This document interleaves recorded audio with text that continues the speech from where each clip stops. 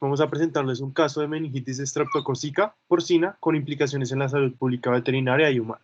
Los integrantes del grupo son Daniel Felipe Barriga, Silvana Acevedo y quien les habla, Jaime Vence. Bueno, el estudio del caso en una región pequeña de un país en vías de desarrollo, donde trata de desarrollarse la producción ganadera como motor económico. El primer caso de un proceso patológico de la especie humana el día 15 de junio del 2005. En el plazo de una semana se describieron 12 casos que presentaban manifestaciones cutáneas, inflamación y enrojecimiento y a veces erosiones cutáneas. Al día 21 muere una de las personas con un cuadro septicémico, presentando hemorragia subcutánea, shock tóxico y meningitis.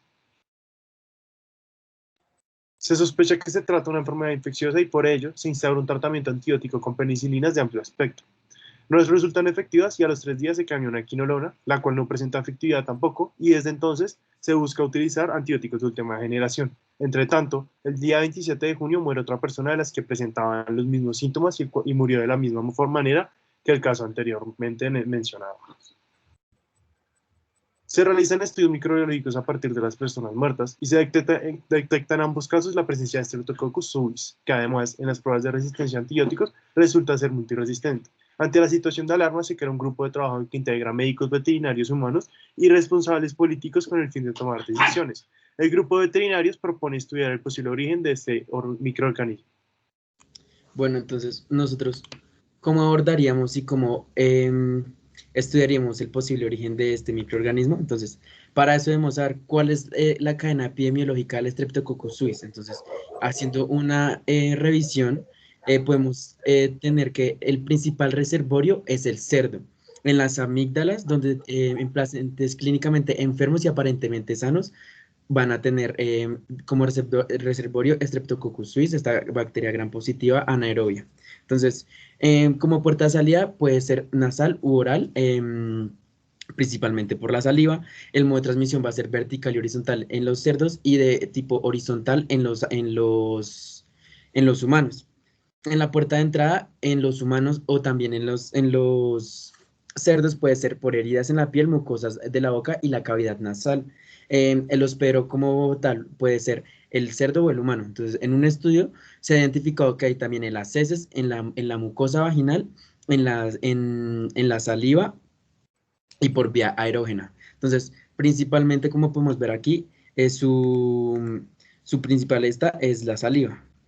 Entonces, como posible hipótesis podría decirse es que los anteriores casos pudieron tener un contacto directo o indirecto con cerdos que tuvieron esta enfermedad o que la están teniendo asintomáticamente. Ya después vamos a mirar si es así o no. Entonces, como experto veterinario, nosotros creemos que están actuando bien o no. Entonces, nuestra respuesta es no. ¿Por qué? Entonces, hay unos errores en los niveles de prevención, tanto primarios, secundarios y terciarios, en los tres. ¿Por qué? Porque para que los humanos hayan estado contagiados de Streptococcus suis es porque pasó esa barrera de animal a humano. Entonces, ¿cómo se pasó? Porque hubo una interacción entre la gente, el huésped y los factores ambientales donde se rompió y hubo una susceptibilidad. Entonces, no hubo como tal unos manejos de saneamiento ambiental buenos, no hubo unas buenas prácticas ganaderas o, bueno, en caso si trabajaran en una granja, no como tal las prácticas de higiene buenas, uno al tener contacto con animales, em, no una educación a la salud, que todo esto es lo que, bueno, se concluye en el nivel primario.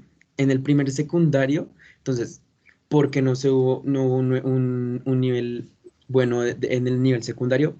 Primero, no hubo un diagnóstico temprano, se hizo muy tarde, se aisló el agente infeccioso tarde. No hubo un tratamiento oportuno ni óptimo, ¿por qué? Porque se dio un antibiótico sin haber una prueba antes de antibiograma para ver si el antibiótico que se usó era susceptible a la bacteria que estaban tratando. La 3 no se limitó el daño. Bueno, entonces, para enlazar estas tres, puede que los humanos tuvieran estos signos, pero no hubo como tal un diagnóstico que dijera es Streptococcus suis muy temprano. Entonces, no hubo unos hallazgos anatomopatológicos donde se relacionan los signos, las lesiones macroscópicas y lesiones microscópicas para poder decir que fue Streptococcus suis tempranamente. A nivel terciario, no hubo una implementación para el control de esta enfermedad, o sea, no hubo una atención médica buena ni hubo un control de infecciones, por lo anteriormente dicho. Se dio un antibiótico sin saber por qué y ya solo fue como dar ahí un antibiótico. Y no hubo el control de infecciones porque ya la barrera epidemiológica había estado pues rota o afectada, por decirlo así. Bueno,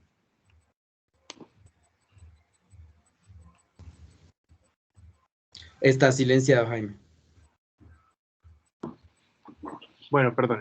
Información obtenida en el estudio de brote. Anteriormente, al día 15 de junio, se presentaron unos 20 casos humanos muy leves que se remitieron en 12 y 15 días. En 2 granjas de cerdos ha aumentado la mortalidad en los últimos 2 meses.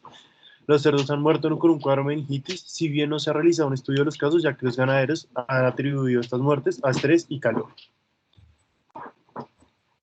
Además, una de las personas muertas trabaja en una de las granjas y la otra en el matadero de la zona. El resto de las personas con síntomas han participado en una matanza doméstica de cerdos que es popular en la región o trabajan en el matadero o eran familiares directos de otros enfermos. Parece que en años anteriores también se había producido algunos casos de estos en hombres como en cerdos, pero en menor cantidad. Bueno, entonces en el estudio del brote constan los objetivos a desarrollar, como lo es la interrupción de la transmisión e identificación del brote para evitar el contagio. Asimismo, en nuestro caso, se debió utilizar una metodología paso a paso del estudio del brote, que en nuestro caso no se observó nada de la metodología. Por el contrario, se presentaron negligencias e irresponsabilidades por parte tanto de los granjeros como de los trabajadores. Principalmente se debió determinar la existencia del brote, realizar entrevistas, así tanto a las personas infectadas como a los posibles muertos y la cercanía a la finca, a los mataderos y a la granja. Esto con el fin de llegar a una mejor determinación del brote y del foco de la infección, también hallar posiblemente una prevención a los síntomas, a la infección y el número total de los casos. Para eso se debe determinar mediante encuestas, censos y medir ciertas tasas con el número de casos. Por otro lado, se debe determinar la posible población afectada, las personas que llegaron a ser posibles cercanas a una infección y se debieron haber realizado estudios clínicos de laboratorio, ambientales y epidemiológicos, teniendo en cuenta que esta es un posible caso de Streptococcus suis. Se debió empezar a partir de muestras provenientes de animales de granjas porcinas intensivas, como lo fue el caso de nuestra granja, donde está la hipótesis de que comenzó el brote. Por lo cual también se debieron haber utilizado técnicas PCR múltiple, cultivos bacteriológicos para determinar a cuáles animales eran los portadores, determinar y caracterizar las cepas, saber qué serotipo eran, y así posiblemente llegar a una mejor determinación epidemiológica pues, de esta bacteria. Por otro lado, se puede realizar una fase rápida, que básicamente consta de la determinación del brote hasta posibles medidas preventivas, y se puede establecer la existencia del brote mediante encuestas, como anteriormente lo decía, determinación de tasas, llegar a poder entrevistar a los mataderos, a las personas que vivían y trabajaban de la granja, y asimismo poder llegar a revisar las lesiones de las personas afectadas o los síntomas de las personas que hasta ahorita estaban portando la bacteria. Por último, se puede realizar una asociación tiempo, lugar y espacio, que básicamente lo que busca es la caracterización similar tanto de las personas, de los espacios y de la cercanía de los tiempos, como en este caso que se presentó los mismos síntomas 2 semanas antes, que las personas en su mayoría trabajaban en el mismo lugar, que en su mayoría también podían ser cercanas la relación entre persona y persona, o que trabajaban en el mismo lugar, en el matadero. Eso es lo que busca la asociación de tiempo, lugar y espacio. También, por ejemplo, en la revisión bibliográfica que hemos hecho, se dice que la mayoría de veces las encuestas y preguntar a los afectados es de gran utilidad. Aquí en este caso podríamos haber dicho como qué tan frecuente es el contacto con los cerdos, cómo es el contacto con esos cerdos y si nosotros tenemos buenas prácticas eh, ganaderas el contacto con estos cerdos, o sea, cómo uno tiene ese contacto y si están teniendo medidas para prevenir zoonosis independientemente cuál sea la enfermedad que esté pues presente o esté en el brote. Bueno, entonces como conclusiones a partir de los datos obtenidos previamente, nosotros como principal y principal conclusión, pues consideramos que hay una clara negligencia médica, tanto por parte de los veterinarios como de los médicos humanos de la región. Y a pesar de la concurrente ocurrencia de estos casos, la población nunca se cuestionó por qué estaba ocasionando esto y qué estaba ocasionando estas muertes. Solo se preguntó cuando ya se ocasionaron 2 muertes, se realizó toda la investigación. No hay un control adecuado para los animales que se van a sacrificio, ni hay una buena práctica de bioseguridad. En este brote de zoonosis, los porcinos son un importante reservorio de Streptococcus suis. Esto se debe a que todas las personas muertas o con signos tienen una relación de contacto directo e indirecto con esta especie animal. Indirecto sea todo lo que es contacto con personas que se hayan infectado a través de tener contacto con un animal, tanto sea como en las matanzas que se hacían en el pueblo o en mataderos o en mismas producciones de estos animales. Tampoco hay un manejo adecuado de la cadena epidemiológica de este agente, ya que en años anteriores se presentaban casos similares, como lo podemos evidenciar en el 2005. Siguiente. Entonces, el diagnóstico en cerdos de la región determina que el 70% de las granjas detecta Streptococcus suis tipo 2. El estudio de fenotipo y genotipo del mismo determina que es el mismo aislado en los casos humanos. Los patrones de resistencia a antibióticos son idénticos a los aislados en hombre y humano, y cerdo, perdón. Se vuelve a observar el carácter multiresistente, perdón, Daniel, se estudia la presencia del microorganismo en personas relacionadas con la producción y manejo de cerdos, y el 40% presentaban esta bacteria. Entonces, mantenemos la información o las conclusiones anteriores con respecto a la información que acabamos de obtener. Pues a partir de estos datos hemos podido reconocer que esta enfermedad posee un ciclo epidemiológico conocido como zoonosis directa y según la fuente de infección es considerada una antroponosis. El uso inadecuado de fármacos antimicrobianos se observa tanto en la medicina humana como en la veterinaria. Inclusive lo podemos ver, evidenciar en este caso. Reconocemos que el agente patógeno posee multiresistencias a diversos antimicrobianos. Además, se evidencia que el contacto directo o indirecto con un cerdo aumenta la probabilidad de contagio. Entonces, a manera de conclusión, podemos añadir algunas conclusiones, como podemos permanecer con algunas conclusiones, como la de el contacto directo o indirecto o el uso de antibióticos en medicina veterinaria y medicina humana. El análisis de las condiciones de manejo de las explotaciones de cerdos se observa cómo no existe un asesoramiento veterinario específico en las granjas, se mueven y mezclan constantemente cerdos entre granjas diferentes, se administran antibióticos sistemáticamente con carácter preventivo por parte de los propios ganaderos, los antibióticos administran en el alimento, se aporta la mitad de la dosis indicada en el manual de uso. Los 2 últimos años se está aportando sistemáticamente un cóctel de penicilina y tetraciclina. La limpieza de las explotaciones se realiza una vez al mes exclusivamente con agua corriente. Los cadáveres de los animales muertos se están eliminando en la basura de la explotación sin ningún tratamiento.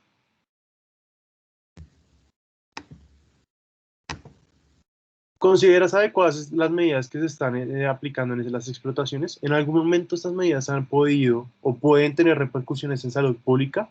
En caso afirmativo, explica cuáles y por qué.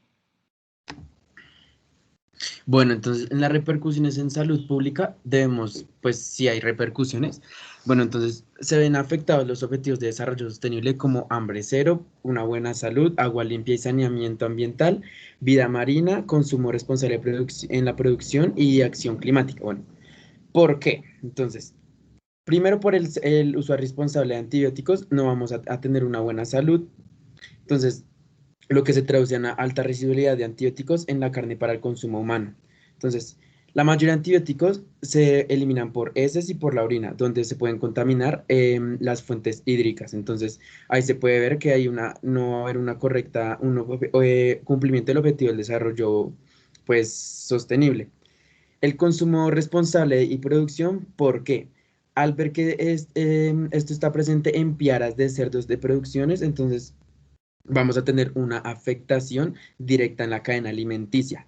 no hay un seguimiento adecuado de los animales muertos porque no se les hace necropsia, no se hace como tal un, un análisis de diagnóstico. Y bueno, en la acción climática, ¿por qué? Porque la mayoría de los animales que están muertos los botan, o sea, literal, como que los botan y ya no les hacen un buen manejo adecuado. Esto puede generar em, una repercusión en la acción climática. No hay manejo epidemiológico entre las granjas, ya que se mezclan los animales entre sí, entonces no va a haber tampoco una buena salud, ni humana ni veterinaria. Entonces, em, en la repercusión de la salud, bueno, el saneamiento ambiental, ¿por qué? Entonces, al saber que no hay un manejo adecuado de los muertos, van a poder llegar plagas, como las aves carroñeras, van a poder llegar em, roedores y van a llegar moscos. Estos tres son los principales vectores que pueden transmitir otras enfermedades aparte del Streptococcus etas. ¿Por qué? Porque al tener presencia de Streptococcus suis, se han llegado a tener información sobre que bueno, ahorita se los explico más adelante que ahí, bueno, también afecta a la seguridad alimentaria, el incumplimiento de los desarrollos sostenibles, la resistencia a antibióticos, un aumento en la zoonosis, la alteración a la salud porque pues aumentan los enfermos, una amenaza a la salud humana y animal, va a afectar la economía rural y urbana, pues porque ya se está afectando como tal las producciones, va a haber un cambio climático y cambio en los hábitos alimenticios, porque la gente no va a consumir tanto pues cerdo. Bueno, entonces respondiendo a la pregunta, ¿cuáles medidas fueron tomadas? ¿Cuáles no? Entonces, las medidas que fueron tomadas en nuestro caso fue básicamente medidas de negligencia médica, donde no hubo asesoramiento, donde se mezclaron a los animales, donde el uso de antibióticos fue de una manera mala, incoherente, de una manera que no sigue, los parámetros de dosificación. Aplicaban básicamente solamente la media dosis, no hay un seguimiento, no hay higiene, no hubo sanitización, hubo mal manejo de los residuos y las medidas buenas por hacer son las medidas básicamente que se deben realizar en un estudio de brote y básicamente se resumen en capacitación, en uso correcto de antibióticos, en este caso no el uso completo de penicilinas a media dosis sin ningún asesoramiento de médicos veterinarios, ni capacitación a los granjeros, ni capacitación a las personas que trabajaban en la granja, realizar estudios epidemiológicos para saber cómo manejar, cómo prevenir y cómo controlar los brotes, y una correcta higiene y sanitización del espacio para poder tener un correcto uso de los residuos y poder así llegar a evitar el aumento de casos, evitar el aumento de transmisión y evitar el aumento de contagios.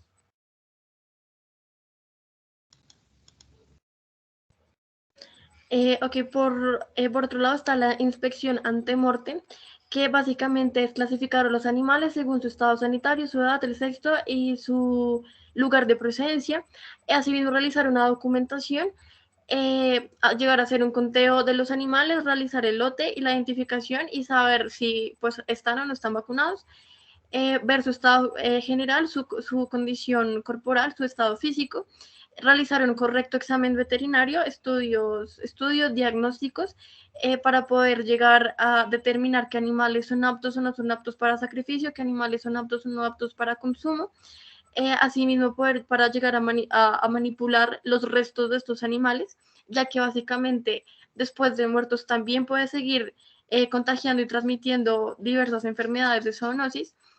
También, y por último, se debe individualizar cada animal, porque hay unos que pueden llegar a necesitar ciertas condiciones diferentes para poder ser clasificados, para si pueden ser de consumo humano o si pueden ser de consumo animal, o si sencillamente no pueden ser usados con ningún tipo de objetivo, para poder llegar así a realizar una inspección post-mortem.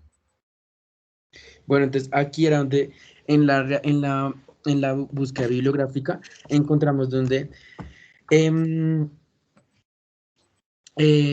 Streptococcus suis es en los animales pues de abasto, o sea, los animales que son de matadero, son un buen reservorio para la infección de humanos, bueno, pues en Vietnam, pero esto pues es como para que uno se haga una idea, donde también tenemos que estar pendientes de los puntos críticos de control, que van desde lo primario hasta la hasta toda la cadena productiva. Entonces, lo primario a lo que me refiero son los puntos críticos de control donde uno puede, pues en la primaria donde puede estar como en riesgo el humano para contagiarse, que es teniendo pues contacto con los animales y no teniendo unas buenas medidas de bioseguridad.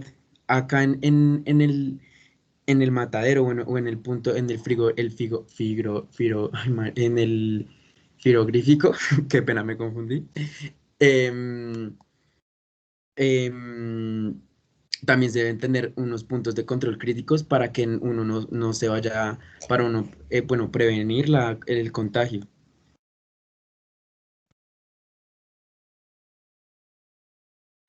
Bueno, entonces categorías de dictamen para las partes comestibles se deben clasificar en carnes aptas para el consumo humano o carnes no aptas para el consumo humano, por lo cual las carnes aptas para el consumo humano deben tener un tratamiento térmico, ya sea bajo refrigeración, bajo frío o bajo terapias de calor.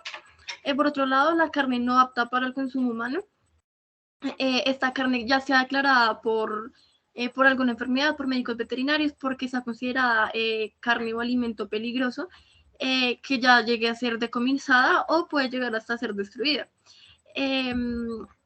Lo que decía anteriormente es que esta carne puede ser utilizada con otros fines, puede ser animal para consumo de animales domésticos, para piensos o para uso individual que no tiene que ver con uso alimentario. Pero por lo cual todos estos usos que no sean de alimento no significa que no deban tener una higiene o una sanitización correcta, ya que para cualquier producción o para cualquier trabajo o cualquier objetivo que necesiten esta carne, puede llegar y seguir transmitiendo o contagiando diversas enfermedades o seguir transmitiendo patógenos. Ok, la carne no apta para el consumo humano puede ser la carne que puede transmitir enfermedades en el momento de la ingesta de carne, o la carne no apta puede ser animales que tienen enfermedades sistémicas, animales que por razones de sanidad son definidos por programas oficiales que no pueden ser usados para consumo humano, o animales que no pueden ser de uso comestible porque determinan eh, la identidad de forma documental. Por otro lado, el beneficio de las precauciones especiales es que el padecimiento en el control de programas oficiales de salud animal justifican el sacrificio de algunos animales, y hay sacrificios condicionados a una segunda inspección ante mortem, que era lo que les explicaba anteriormente, derivada en el tiempo de animales fatigados o animales sucios que necesitan una limpieza previa y una identificación previa. ¿Cómo propondrás actuar para tratar de corregir el problema de la resistencia a antibióticos que se ha presentado tanto en animales como en el hombre? Bueno, según la OIE, sacó un documento con respecto al uso inadecuado de antibióticos y pues sus respectivas consecuencias, donde recomienda una política que permita crear una red mínima que garantice una vigilancia zoosanitaria que asegure una detección precoz de posibles episodios, como en este caso. Propone un uso responsable y prudente de agentes antimicrobianos bajo la supervisión de médicos veterinarios bien formados y que actúen según los estatutos veterinarios, tanto del medicamento como de la empresa que los produjo o el laboratorio. Esto lo realizaría con la aplicación de normas directrices y recomendaciones internacionales que están a hablar más adelante. Dale, Daniel. Entonces, como dije previamente, estas son las normas directrices y recomendaciones internacionales donde se garantiza el uso racional de los agentes antimicrobianos en los animales con vista de incrementar o optimizar su eficacia y su inocuidad, cumplir con la obligación ética y la necesidad económica de mantener los animales con una buena sanidad, prevenir la transferencia de microorganismos resistentes, contribuir de manera a proteger la salud del consumidor, garantizando la inocuidad de los alimentos de origen animal. Dale, Daniel. La licencia de comercialización, como combatir la fabricación no autorizada, formulación, importación, publicidad, comercio, distribución y uso de productos sin licencia alterados o falsificados. La autoridad deberá establecer e implementar procedimientos de registros legales eficaces que evalúen la calidad, inocuidad y eficacia de esos productos. Dale, Ani. Como ensayos preclínicos se debe determinar el espectro de estos antimicrobianos, evaluar la capacidad de los agentes para inducir resistencias in vitro e in vivo, establecer un régimen de dosificación apropiada y una vía de administración para asegurar la eficacia terapéutica, pruebas farmacodinámicas como un espectro de actividad y modo de acción, concentración inhibitoria mínima, concentración bactericida mínima, y si la actividad del fármaco depende de tiempo y o concentración. Dale, dale. La evaluación de las capacidades de los fármacos para generar resistencia. ¿Cómo se puede realizar? Se puede solicitar estudios para evaluar la capacidad de estos agentes para generar resistencias. Se debe tener en cuenta las concentraciones de agentes microbianos o metabolitos activos en el intestino de cada animal que se pueda aplicar el medicamento, la vía de exposición de los seres humanos a los microorganismos resistentes a los antimicrobianos y el grado de resistencia cruzada entre microorganismos.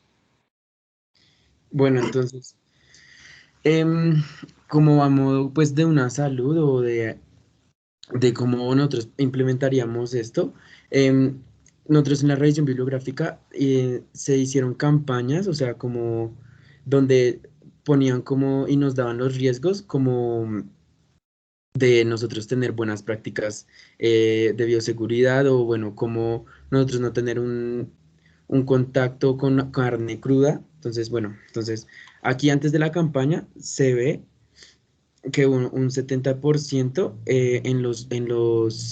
pues en los hogares, después como un 30% y después de la campaña aumentó mucho, o sea, demasiado, el conocimiento y bueno, la concientización de lo que sabían los animales, los humanos, con el riesgo de contraer infecciones por la carne de cerdo. Entonces, como vimos que habían errores en los niveles de prevención, ahora traemos cómo sería los niveles de prevención adecuados para esta enfermedad y dependiendo también en algo muy generalizado, independientemente cualquier esto, porque pues en los cerdos tenemos como mucha zoonosis o también tenemos como varias enfermedades. Entonces, como prevención primaria que es específico e inespecífica, entonces tenemos como promocionar la salud, dar a conocer la importancia de las buenas prácticas ganaderas, la educación en la salud, el mantenimiento de las condiciones óptimas de la alimentación, manejo y hábitat. Dentro de este manejo y hábitat debe estar como, como socializar los puntos críticos que tiene cada cadena de producción.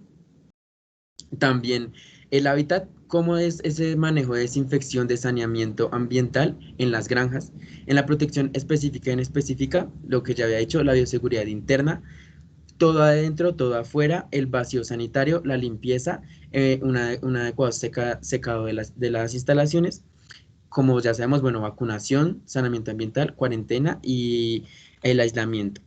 Como prevención secundaria es el diagnóstico temprano y oportuno de los estos.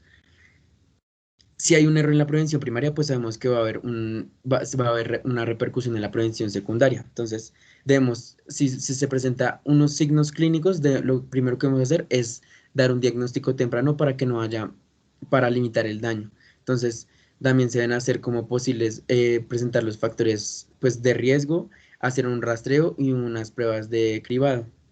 En la limitación del daño, reducir los daños, pues dando a que no se evolucione más la enfermedad.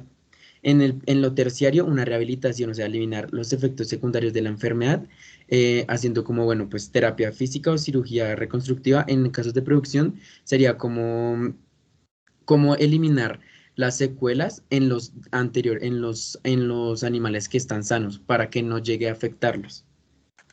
Entonces, en una salud, bueno, tenemos la vigilancia ambiental, la predicción y la prevención. Entonces, en la vigilancia epidemiológica eficiente y efectiva, debemos hacerlo en conjunto con médicos veterinarios, médicos humanos, los agricultores, que es algo súper importante, los ingenieros agrícolas, zootecnistas y los ganaderos.